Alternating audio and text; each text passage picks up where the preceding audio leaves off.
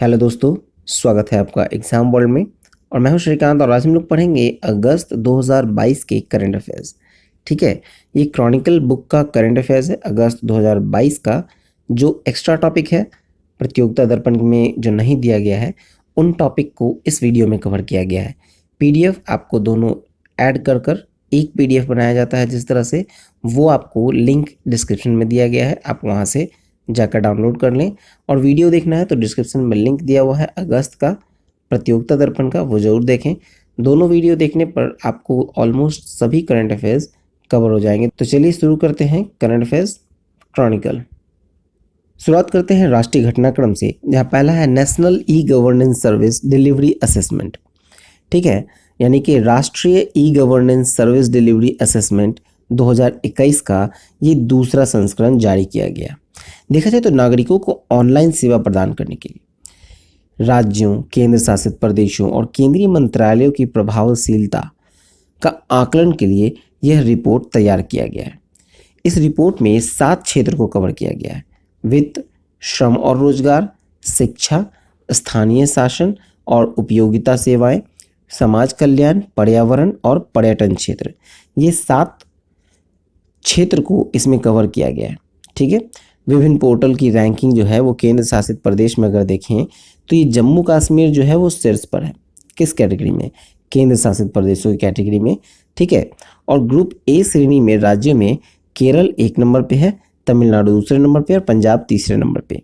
फिर group B में राज्य देखा जाए तो उड़ीसा पहले नंबर पे है, उत्तर प्रदेश दूसरे पे और बिहार तीसरे पे।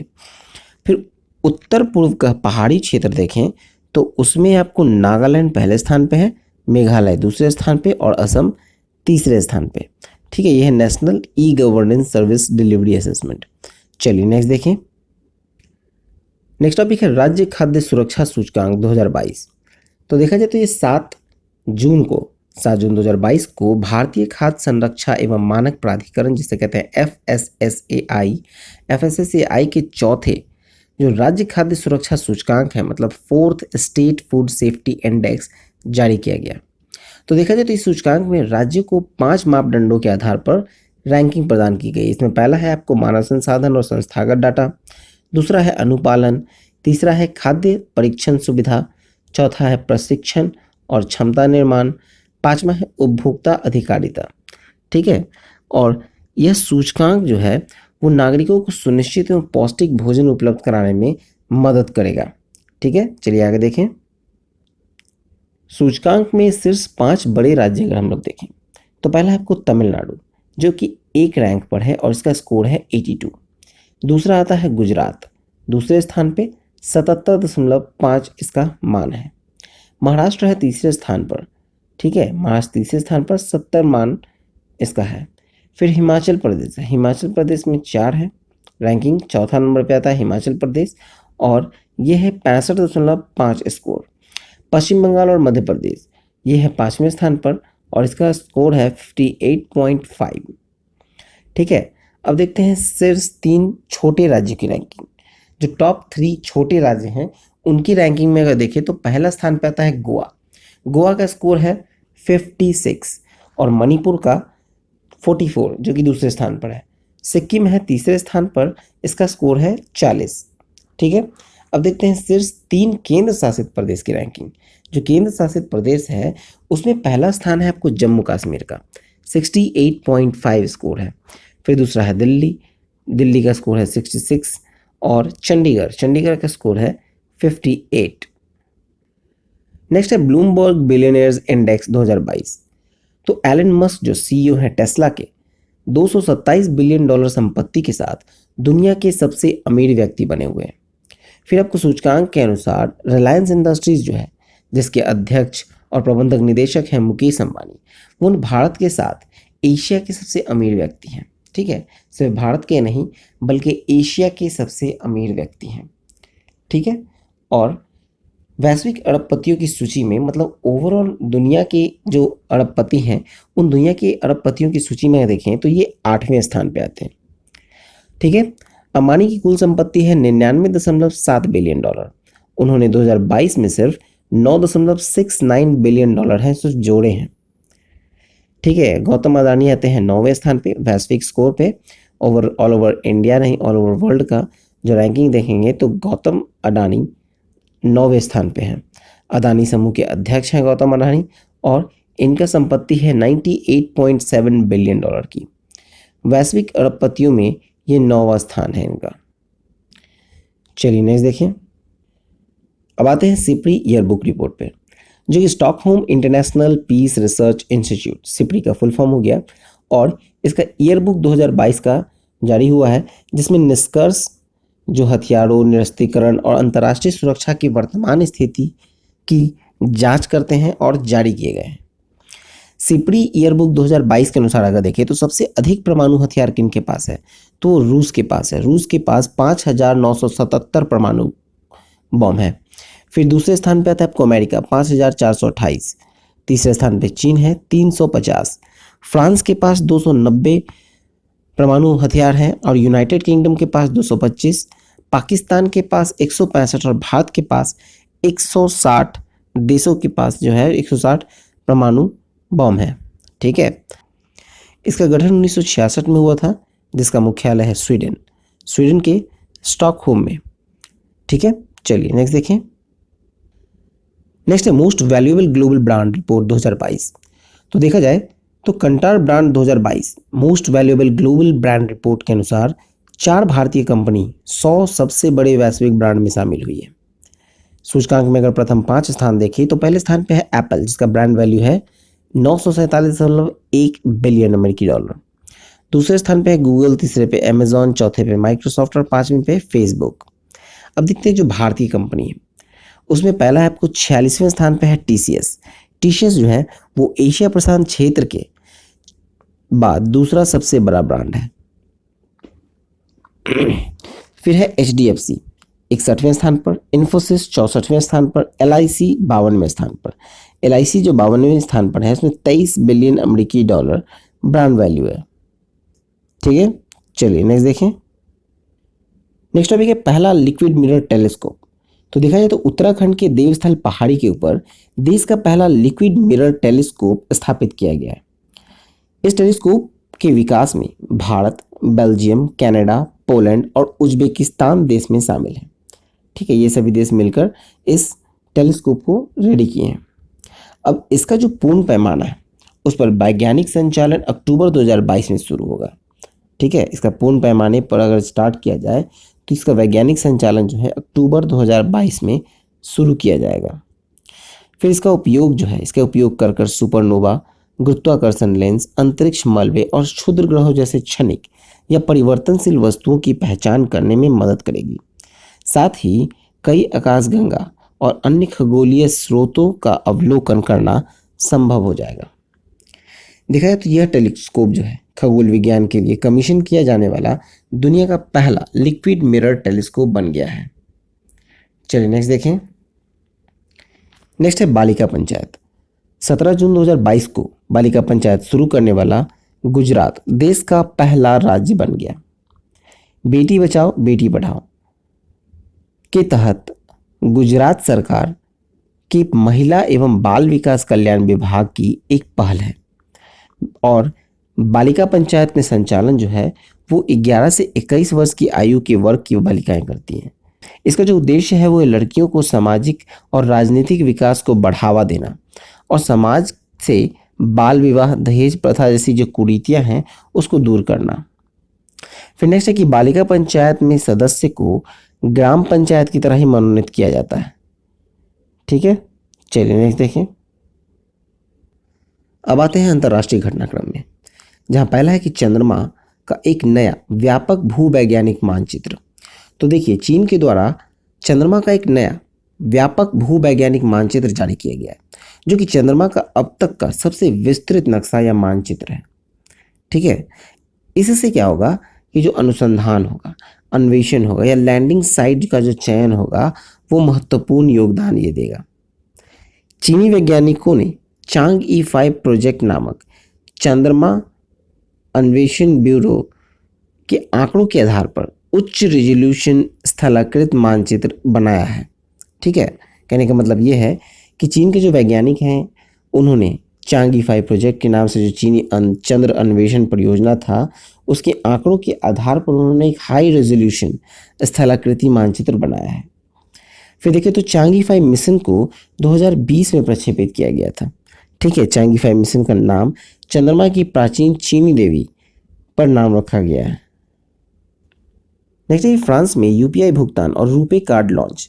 तो देखा जाए तो फ्रांस में भारत से यूपीआई भुगतान और रुपे कार्ड स्वीकार करने के लिए समझौता पर हस्ताक्षर हुआ। अब यूपीआई और रुपे कार्ड सेवाएं जल्द ही फ्रांस में भी उपलब्ध हो जाएगी। कहने का मतलब ये है कि रुपे कार्ड और यूपीआई का जो सेवा है वो जल्दी फ्रांस में उपलब्ध हो जाएगी। और भारत के राष्ट्रीय भुगतान निगम जो नेशनल पेमेंट कॉरपोरेशन है, उसके विदेशी शाखा ने देश में यूपीआई और रुपे कार्ड की स्वीकृति के लिए फ्रांस के लायरा नेटवर्क के साथ एक समझौता ज्ञापन पर हस्ताक्षर किया है। फिर इसी में है कि जून 2022 तक सिंगापुर, संयुक्त अरब अमीरात, भूटान, नेपाल जैसे देश में भारत की यूपीआई भुगतान प्रणाली अपनाया गया है।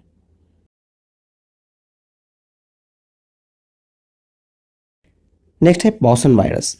पाउसन वायरस के बारे में हम लोग देखें तो ये संयुक्त अरब राज्य अमेरिका में टिक जनजाति पाउसन वायरस के संक्रमण के कारण एक महिला की मृत्यु हो गई है। पाउसन वायरस क्या है? तो एक फ्लेवी वायरस है जो कि टीक नामक कीट द्वारा फैलता है। इस वायरस की पहचान जो है वो पहली बार 1958 में की गई थी। इसका नाम ओंटारियो के पोवसन के नाम पर रखा गया था। ठीक है, देखिए संक्रमित जो इस वायरस से जो संक्रमित होंगे उन लोगों में इसका कोई लक्षण नहीं होते हैं। उसमें बुखार, सर दर्द, कमजोरी, उल्टी, एन्फेलेसाइटिस जैसे जो हैं और दौरे इन सब जैसे जो लक्षण हैं वो दिखाई देते हैं। वर्तमान में इस बीमारी का कोई इलाज नहीं, कोई दवा उपलब्ध नहीं है। ठीक है, चलिए नेक्स्ट देखते हैं। अब मूव करते हैं आर्थिक वाणिज्य परिदृश्य की ओर, जिसमें पहला है फैक्टर ऑफ ऑथेंटिकेशन। तो देखिए आरबीआई ने कार्ड, प्रीपेड पेमेंट इन्वेस्टमेंट और यूनिफाइड पेमेंट इंटरफेस पर ई जनादेश हेतु प्रति लेन देन के लिए अतिरिक्त फैक्टर ऑफ ऑथेंटिकेशन की सीमा जो है वो 5,000 से बढ़ाकर अब 15,000 रुपये कर दिया। अब प्रति लेन देन यानी 15,000 के भुगतान के लिए अतिरिक्त प्रमाणीकरण आवश्यकता नहीं होगी। ठीक है, चलिए नेक्स्ट है मिलथ कोऑपरेटिव बैंक लिमिटेड। तो देखिए 18 जून को मिलथ कोऑपरेटिव बैंक लिमिटेड जो कि दावणगेरे कर्नाटका में है, उसका लाइसेंस आरबीआई ने निलंबित कर दिया है। देखा जाए तो निलंबित करने का जो मुख्य कारण है वो है पूंजी की कमी तथा कमाई की क्षमता का अभाव। ठीक है, और परिणाम स्वरूप यह आरबीआई के अनुसार बैंकिंग विनियम अधिनियम 1949 की धारा 11(1) और 22(3)(d) का साथ साथ अधिनियम की धारा 56 का उल्लंघन करता है। ठीक है, चलिए नेक्स्ट देखें। नेक्स्ट है रूस, भारत का दूसरा सबसे बड़ा तेल आपूर्तिकर्ता। तो देखिए रूस जो है वो सऊदी अरब को पीछे छोड़ते हुए भारत का दूसरा सबसे बड़ा तेल आपूर्तिकर्ता बना है। मतलब अब सऊदी अरब तीसरे स्थान पर चला गया। मई 2022 में भारत में लगभग 25 मिलियन बैरल रूसी तेल खरीदा था। इराक भारत का तेल का सबसे बड़ा आपूर्तिकर्ता बना हुआ है। पहले स्थान पे है इराक, दूसरे स्थान पे आ गया रूस और तीसरे स्थान पे है सऊदी अरब। ठीक है, और देखा जाए तो भारत अमेरिका और चीन के बाद दुनिया का तीसरा सबसे बड़ा तेल उपभोक्ता है। ठीक है, उपभोक्ता में अगर देखें तो भारत तीसरे स्थान पे आता है। पहले स्थान पे आएगा अमेरिका, दूसरे स्थान पे चीन और तीसरे स्थान पे भारत उपभोक्ता में। और वर्तमान में भारत अपनी खपत की आवश्यकता का 80% से अधिक जो है वो आयात करता है। ठीक है, चलिए नेक्स्ट देखें। नेक्स्ट है आवधिक श्रम बल सर्वेक्षण 2020-21। तो देखा जाए तो सांख्यिकी एवं कार्यक्रम कार्यान्वयन मंत्रालय ने वर्ष 2020-21 के लिए आवधिक श्रम बल सर्वेक्षण मतलब पीरियोडिक लेबर फोर्स सर्वे जारी किया। रिपोर्ट के अनुसार बेरोजगारी दर गिरकर 4.2% हो गई, जो कि 2019-20 में 0.6% की कमी आई है। ठीक है, अब देखा जाए 2020-21 में जो बेरोजगारी दर है तो पुरुषों की बेरोजगारी दर घटकर 4.5% हो गई और ये 19-20 में 5.1% थी। फिर महिलाओं की बेरोजगारी दर घटकर भी 3.5% हो गई, जो कि 19-20 में 4.2% थी। ग्रामीण क्षेत्र में जो देखा जाए तो ये 3.3% और शहरी क्षेत्र में 6.7% दर्ज की गई है बेरोजगारी दर। और काम करने वाले या काम की तलाश करने वाले या काम के लिए उपलब्ध श्रम बल में व्यक्तियों का प्रतिशत जो है वो 41.6% है। और श्रमिक जनसंख्या जो है, श्रमिक जनसंख्या अनुपात वो है 39.8%। ग्रामीण और शहरी क्षेत्र में महिलाओं की प्रवास का जो क्रमशः दर देखें तो ग्रामीण क्षेत्र में 48% और शहरी क्षेत्र में 47.8% है। चलिए नेक्स्ट देखें। नेक्स्ट है अमेरिका, भारत का शीर्ष व्यापारिक भागीदार। तो देखा जाए तो 2022 में अमेरिका चीन को पछाड़कर भारत का शीर्ष व्यापारिक भागीदार बन गया। वाणिज्य मंत्रालय के आंकड़ों के अनुसार देखें तो वर्ष 2021-22 में अमेरिका और भारत के जो मध्य द्विपक्षीय व्यापार है वो 119.42 बिलियन डॉलर रहा। ठीक है। और 2021-22 में संयुक्त अरब अमीरात जो है वो भारत का तीसरा सबसे बड़ा व्यापारिक भागीदार है। चौथे स्थान पर आपको सऊदी अरब 42.85 अरब डॉलर के साथ। पांचवें पे इराक और छठे पे सिंगापुर है। अमेरिका पहले स्थान पे हो गया, दूसरे स्थान पर चीन, तीसरे स्थान पर संयुक्त अरब अमीरात, चौथे स्थान पर सऊदी अरब, पांचवें पे इराक और छठे पे सिंगापुर। चलिए नेक्स्ट देखें। नेक्स्ट है भारत गौरव ट्रेन। तो देखिए तो 14 जून को भारतीय रेलवे के दक्षिण रेलवे जोन भारत गौरव योजना के तहत एक निजी ऑपरेटर द्वारा संचालित पहली ट्रेन को हरी झंडी दिखाकर रवाना किया। कहने का मतलब है कि जो भारतीय रेलवे का जो दक्षिण रेलवे जोन है वो भारत गौरव योजना के तहत एक निजी ऑपरेटर मतलब एक निजी क्षेत्र के द्वारा पहला ट्रेन जो है संचालित कर रही, हरी झंडी दिखाकर उसको रवाना किया गया। ये ट्रेन जो है आपको तमिलनाडु के कोयम्बटूर और महाराष्ट्र के शिरडी के बीच चलेगी। ठीक है। यह यात्रियों को देश की सांस्कृतिक विरासत के बारे में जानकारी उपलब्ध कराते हुए ट्रेन मार्ग पर कई ऐतिहासिक स्थलों को कवर करेंगी। ठीक है। चलिए नेक्स्ट देखते हैं। अब मूव करते हैं विविध की ओर। पहला है बाल्टॉप्स नौसैनिक अभ्यास 2022। तो देखिए जून माह में बाल्टॉप्स बहुपक्षीय नौसैनिक अभ्यास जो है वो बाल्टिक सागर में शुरू हुआ और जर्मन के कील बंदरगाह में समाप्त हुआ। इसका जो मेजबान देश है वो है स्वीडन। फिनलैंड, स्वीडन और नाटो सदस्य देशों ने इसमें भाग लिया था। ठीक है। नेक्स्ट है 38वीं भारत इंडोनेशिया समन्वित गश्ती अभ्यास 2022।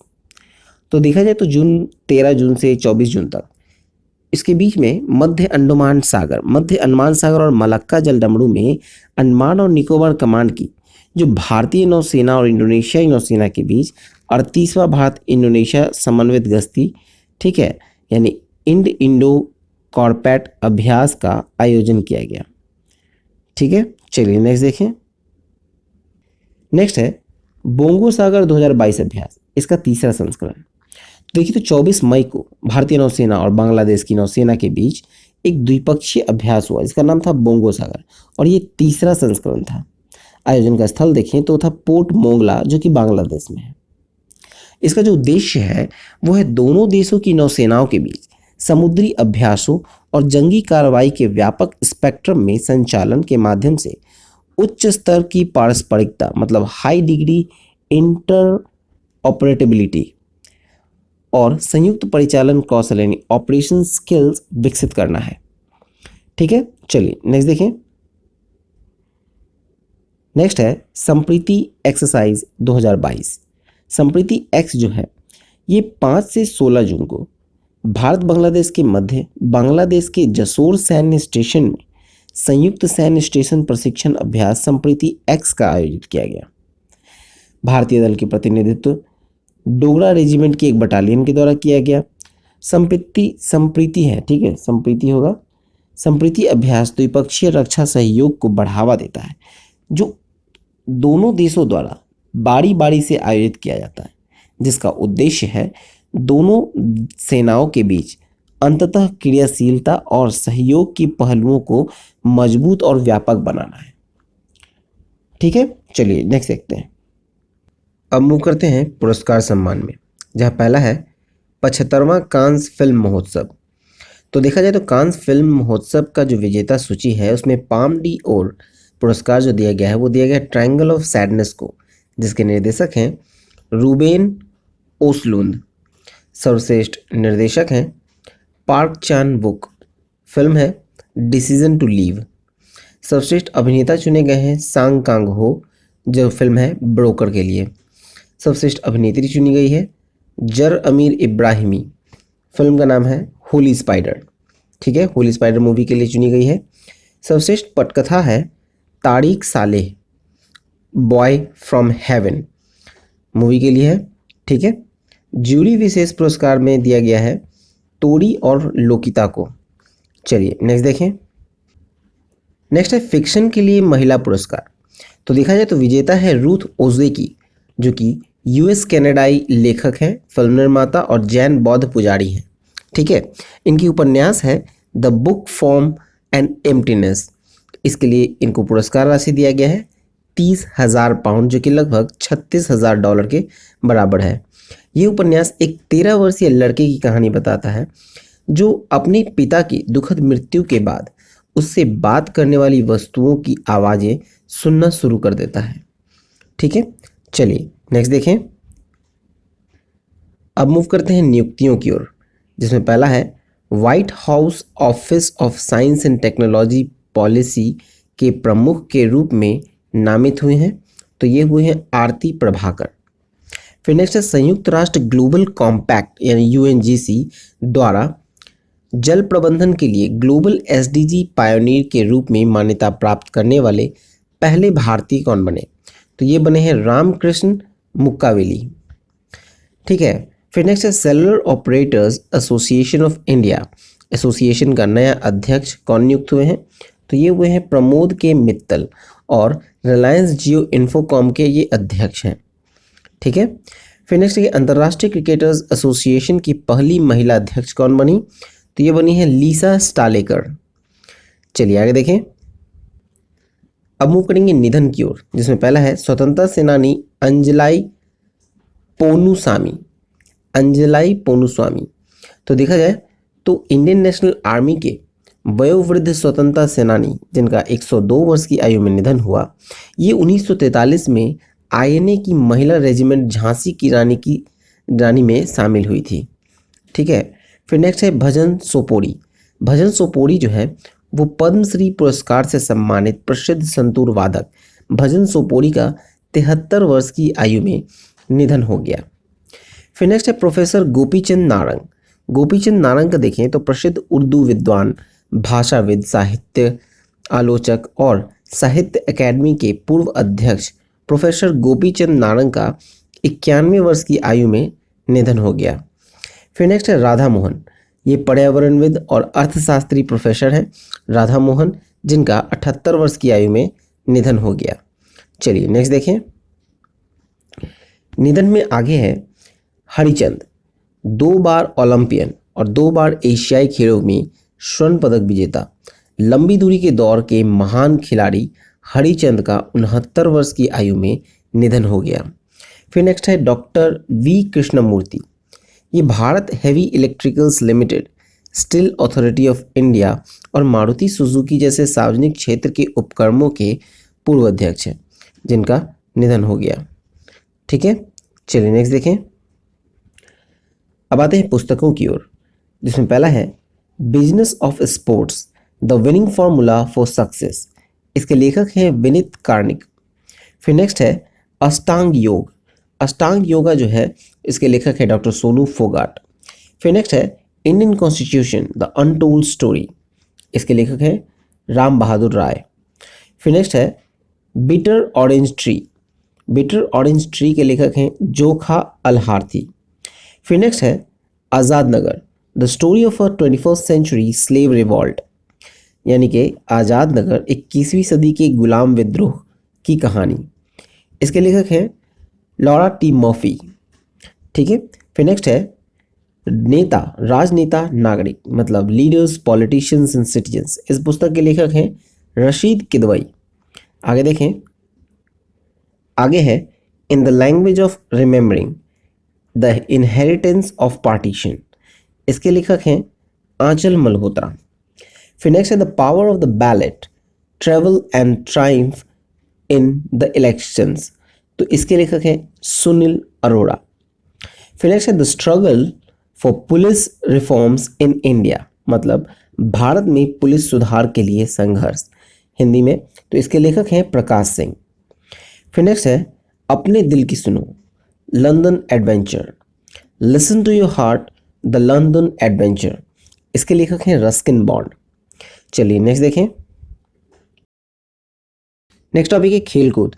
ये प्रतियोगिता दर्पण पुस्तक का है खेलकूद टॉपिक, जो पिछले वीडियो में रह गया था, आपको इस वीडियो में इसको कवर किया जा रहा है। ठीक है, देखिए, जहाँ पहला टॉपिक है जेवलिन थ्रो में नीरज चोपड़ा का नया राष्ट्रीय रिकॉर्ड।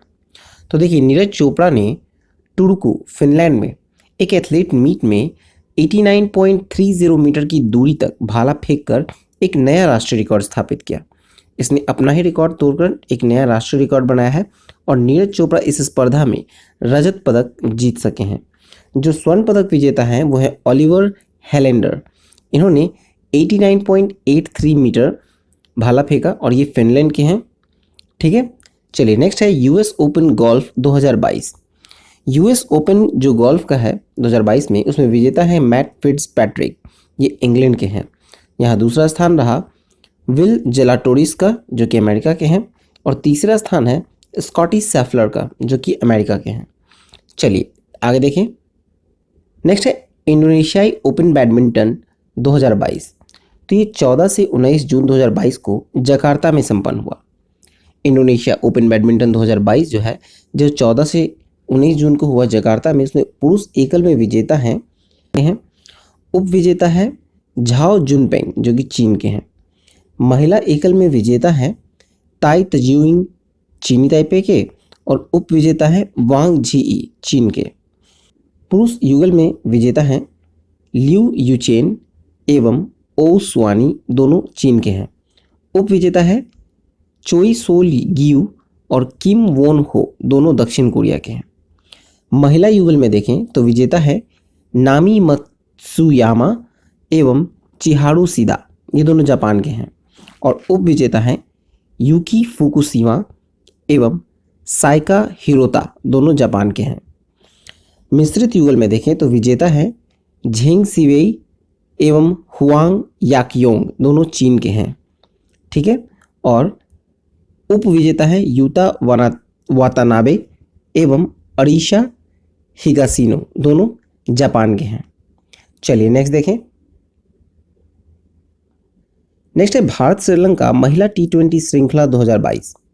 तो ये जून 2022 में भारत की महिला क्रिकेट टीम 3 T20 मैच की श्रृंखला खेलने श्रीलंका गई थी। विजेता रहे भारत 2-1 से, और प्लेयर ऑफ द सीरीज चुने गए हरमनप्रीत कौर, जो कि भारतीय कप्तान हैं। फिर नेक्स्ट है इंग्लैंड न्यूजीलैंड टेस्ट सीरीज 2022। तो देखा जाए तो जून 2022 में न्यूजीलैंड की टीम 3 टेस्ट मैचों की श्रृंखला खेलने इंग्लैंड गई थी। विजेता है इंग्लैंड 3-0 से। चलिए नेक्स्ट देखें। नेक्स्ट है भारत दक्षिण अफ्रीका T20 श्रृंखला 2022। तो देखा जाए तो जून 2022 में दक्षिण अफ्रीका की क्रिकेट टीम 5 T20 मैच खेलने भारत आई थी। श्रृंखला 2-2 से बराबर रही और पहली बार भारत की कप्तानी की थी ऋषभ पंत ने। 14 जून की श्रृंखला का जो 5वां मैच था वो वर्षा के कारण बाधित हो गया। नेक्स्ट है भारत आयरलैंड T20 श्रृंखला 2022। तो देखा जाए तो 2 T20 मैच खेलने भारतीय क्रिकेट टीम आयरलैंड के दौरे पर गई थी। विजेता है भारत 2-0 से, और इस श्रृंखला में भारत की कप्तानी की थी हार्दिक पांड्या ने। प्लेयर ऑफ द सीरीज चुने गए दीपक हुड्डा। चलिए आगे देखें। नेक्स्ट है दीपक हुड्डा T20 अंतर्राष्ट्रीय क्रिकेट में शतक बनाने वाले भारत के चौथे बल्लेबाज। तो देखिए 28 जून को डबलिन में आयरलैंड के विरुद्ध T20 मैच में 104 रन की पारी खेली थी दीपक हुड्डा ने, और अंतर्राष्ट्रीय क्रिकेट में यह 86वां शतक था और विश्व के 70वें क्रिकेटर बने एवं भारत के चौथे क्रिकेटर बने जिन्होंने T20 में सेंचुरी लगाई है। ठीक है, अंतर्राष्ट्रीय T20 क्रिकेट में ये 86वां शतक था और विश्व के ये 70वें क्रिकेटर थे जिन्होंने शतक लगाया था। भारत के चौथे क्रिकेटर हैं। भारतीय बल्लेबाज जिन्होंने अब तक अंतर्राष्ट्रीय क्रिकेट में शतक बनाए हैं उसमें रोहित शर्मा है जिन्होंने 4 बार शतक लगाया है T20 में, KL राहुल 2 बार शतक लगाया है T20 में और सुरेश रैना ने 1 बार सेंचुरी लगाया है T20 में। चलिए नेक्स्ट देखें, तो नेक्स्ट है कि राहुल श्रीवास्तव पी जो हैं वो भारत के 74वें ग्रैंड मास्टर बने। ये तेलंगाना के 19 वर्षीय राहुल श्रीवास्तव जो हैं वो शतरंज में भारत के 74वें ग्रैंड मास्टर बने हैं। चलिए नेक्स्ट देखें, नेक्स्ट है मिताली राज का अंतर्राष्ट्रीय क्रिकेट से संन्यास।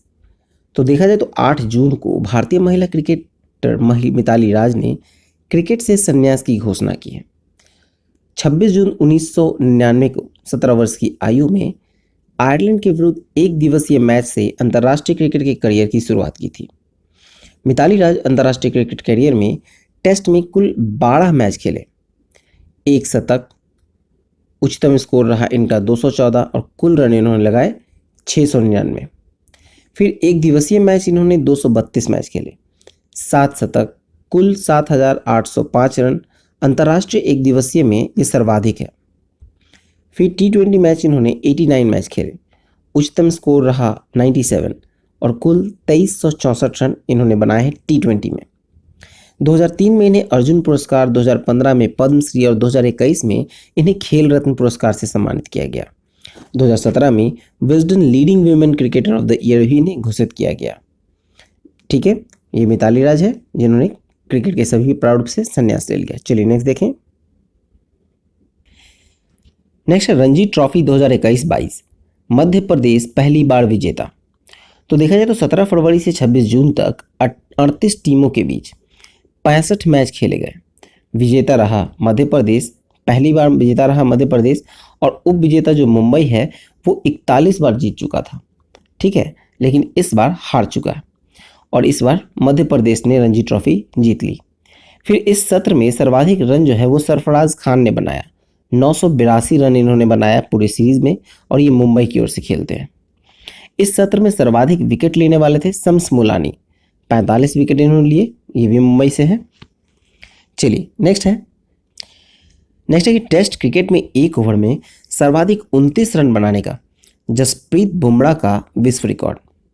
तो देखा जाए तो 1 से 5 जुलाई 2022 को बर्मिंघम में खेले गए भारत और इंग्लैंड के बीच में जो टेस्ट मैच था उसमें भारतीय क्रिकेट टीम की कप्तानी संभाले हुए थे जसप्रीत बुमराह और बल्लेबाजी में 2 जुलाई को ये विश्व रिकॉर्ड बनाए। देखा जाए तो स्टुअर्ट ब्रॉड ने एक ओवर में 29 रन बनाकर टेस्ट क्रिकेट के विश्व रिकॉर्ड बनाया।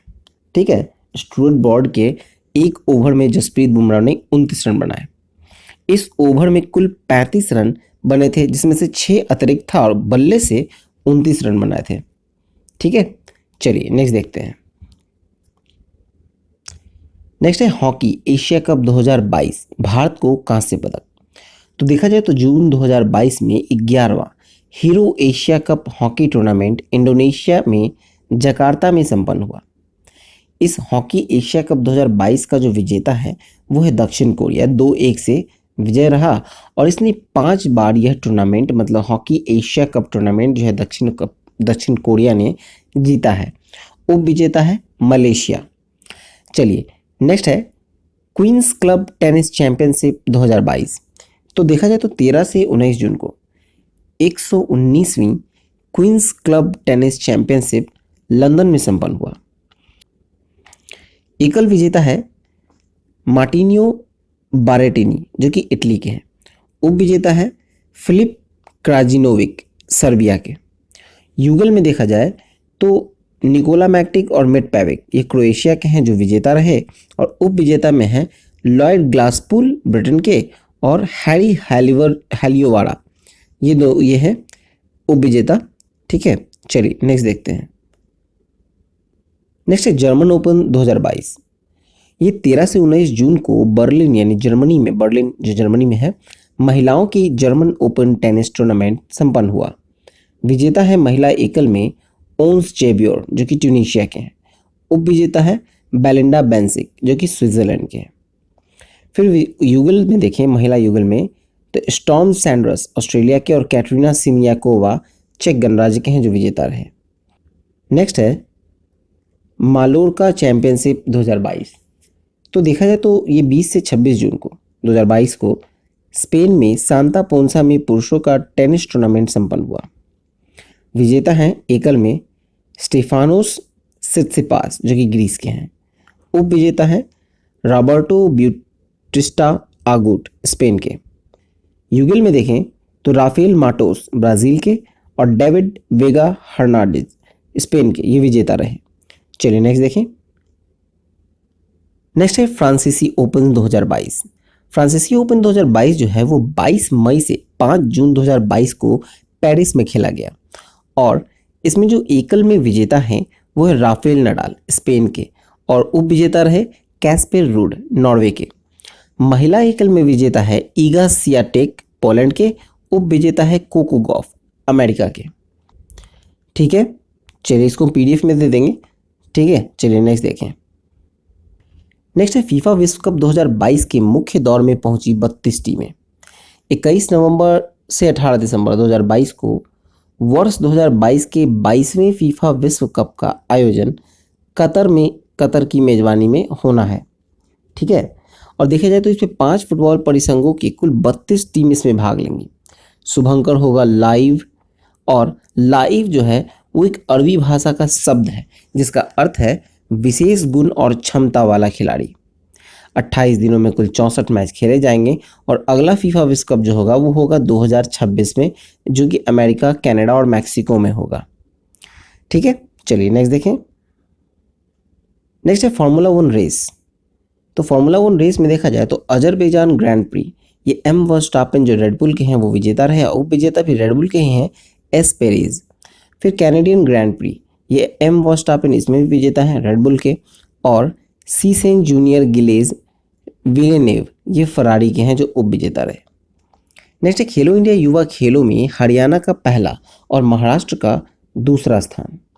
तो ये देखा जाए तो 4 से 13 जून 2022 को खेलो इंडिया यूथ गेम 2022 का चौथा संस्करण आयोजन हरियाणा में पंचकुला में संपन्न हुआ। विभिन्न खेलों में देश भर के 8,500 से अधिक खिलाड़ी, कोच एवं सहयोगी स्टाफ 10 दिन चलने वाले इन खेल में शामिल रहे। फिर देखा जाए तो 1 नंबर पे हरियाणा ने कुल 137 पदक जीते, जिसमें 52 स्वर्ण, 39 रजत और 46 कांस्य हैं। दूसरे स्थान पे है महाराष्ट्र, कुल 125 पदक, 45 स्वर्ण, 40 रजत और 40 कांस्य। तीसरा है कर्नाटका के पास है 67 पदक, 22 स्वर्ण, 17 रजत और 28 कांस्य। ठीक है, चलिए नेक्स्ट देखें। चर्चित खेल व्यक्तित्व तो यह है रुमेलीधर को देखें तो 28 जून 2022 को भारत की गेंदबाज ऑलराउंडर रुमेलीधर ने अंतर्राष्ट्रीय क्रिकेट से संन्यास की घोषणा की। इन्होंने अंतर्राष्ट्रीय क्रिकेट जीवन में 4 टेस्ट, 78 एक दिवसीय, 18 टी20 मैच में भाग लिया। इन्होंने कुल 138 रन बनाए और सभी प्रारूप में 84 विकेट लिए। नेक्स्ट है पैराशूटिंग विश्व कप। पैराशूटिंग विश्व कप में देखें तो भारत की अवनी लेखरा ने फ्रांस के चिटियारो में पैराशूटिंग विश्व कप में महिलाओं की 10 metre air rifle standing SH1 में 250.6 की विश्व रिकॉर्ड स्कोर के साथ स्वर्ण पदक जीता। वह 2024 पेरिस ओलंपिक में स्थान हासिल करने वाली पहली भारतीय पैरालंपिक निशानेबाज बन गई हैं। ठीक है, जो 2024 में पेरिस में होने वाले पैरालंपिक है उसमें स्थान पाने वाली पहली भारतीय पैरालंपिक निशानेबाज बन गई हैं। फिर नेक्स्ट इस टूर्नामेंट में रजत पदक के विजेता थे एमिलिया बावस्का, पोलैंड के हैं, स्कोर रहा 247.6। कांस्य पदक है अन्ना नॉर्मन, स्वीडन के हैं, स्कोर है 225.6। चलिए नेक्स्ट देखें।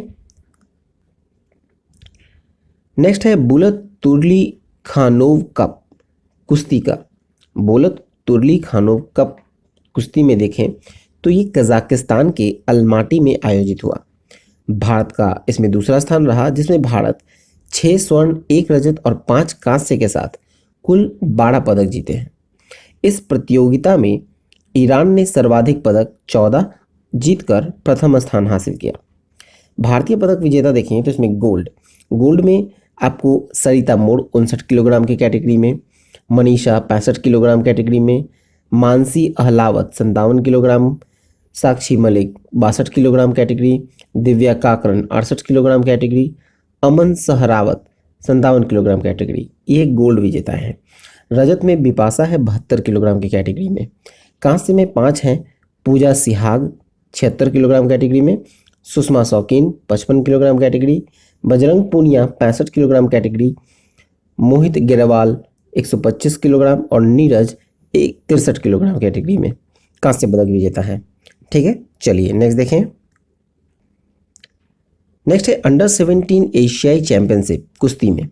तो देखिए, भारतीय महिला कुश्ती टीम ने किर्गिस्तान के बिश्केक में खेले गए अंडर 17 एशियाई चैंपियनशिप में कुल 8 स्वर्ण पदक के साथ ये चैंपियनशिप जीत ली है। भारत पहले स्थान पर रहा, 8 स्वर्ण, 1 रजत और 1 कांस्य के साथ कुल 10 पदक जीते और कुल 235 अंक इन्होंने अर्जित किए। जापान दूसरे स्थान पर रहा, 143 अंक इसे मिले। मंगोलिया को 138 अंक मिले और ये तीसरे स्थान पर रहा। भारतीय पदक विजेताओं को देखें तो स्वर्ण पदक में आपको ऋतिका 43 किलोग्राम में, अहिल्या शिंदे 49 किलोग्राम में, शिक्षा 57 किलोग्राम में, प्रिया 73 किलोग्राम में, परविंदर सिंह 3 कैटेगरी में परविंदर सिंह ने जीता है। ठीक है, 80 किलोग्राम कैटेगरी में 3 भार श्रेणियों में परविंदर सिंह ने जीता है। चलिए नेक्स्ट देखें। नेक्स्ट है ICC player of the month. ICC अब प्लेयर ऑफ द मंथ के रूप में भी अवार्ड देने लगा है, इसलिए men's player of the month June 2022 में है एंजेलो मैथ्यूज, श्रीलंका के ऑलराउंडर हैं।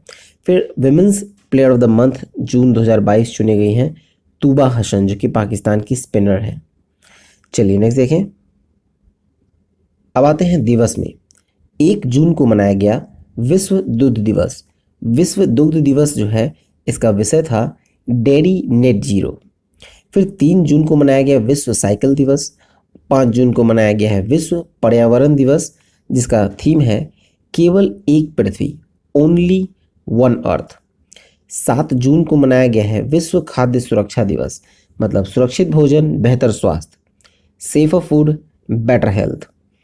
8 जून को मनाया गया है विश्व महासागर दिवस, पुनरुद्धार महासागर के लिए सामूहिक कार्यवाही, मतलब इंग्लिश में कहें तो revitalisation collective action for the ocean. फिर 8 जून को मनाया गया है विश्व ब्रेन ट्यूमर दिवस, थीम है टुगेदर वी आर स्ट्रॉन्गर। ठीक है, और 12 जून को मनाया गया है विश्व बाल श्रम निषेध दिवस, जिसका थीम रहा बाल श्रम को समाप्त करने के लिए सार्वभौमिक सामाजिक संरक्षण, मतलब universal social protection to and child labour. चलिए आगे देखें। नेक्स्ट है 15 जून। 15 जून को मनाया गया है वैश्विक पवन दिवस। 17 जून को मनाया गया है मरुस्थलीकरण और सूखा दिवस, जिसका थीम रहा एक साथ सूखे से ऊपर उठना, rising up from drought together. 20 जून को मनाया गया है विश्व शरणार्थी दिवस, जिसका थीम है हुएवर व्हाटएवर व्हेनेवर। 21 जून को है अंतर्राष्ट्रीय योग दिवस, यानी मानवता के लिए योग, योगा फॉर ह्यूमैनिटी। ठीक है, 23 जून को मनाया गया संयुक्त राष्ट्र लोक सेवा दिवस, यानी कोविड-19 से बेहतर तरीके से निर्माण करना, सतत विकास लक्ष्यों को पूरा करने के लिए नवीन साझेदारी को बढ़ाना। 23 जून को मनाया गया है अंतर्राष्ट्रीय ओलंपिक दिवस, मतलब इसका थीम रहा एक शांतिपूर्ण दुनिया के साथ, मतलब together for a peaceful world. 26 जून को मनाया गया है विश्व ड्रग्स दिवस। 29 जून को मनाया गया है राष्ट्रीय सांख्यिकी दिवस। चलिए आगे देखें। तो चलिए ये वीडियो यहाँ पर समाप्त हुआ। आई होप आपको अच्छा लगा हो, तो लाइक शेयर और कमेंट करें। पीडीएफ अपलोड हो चुका है onlinestudycenter.in में।